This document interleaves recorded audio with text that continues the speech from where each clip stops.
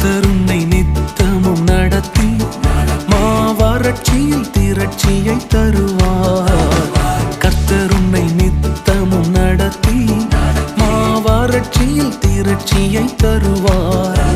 உன் ஆத்துமாவை திருப்தி செய்வார். உன் ஆத்துமாவை திருப்தி செய்வார்.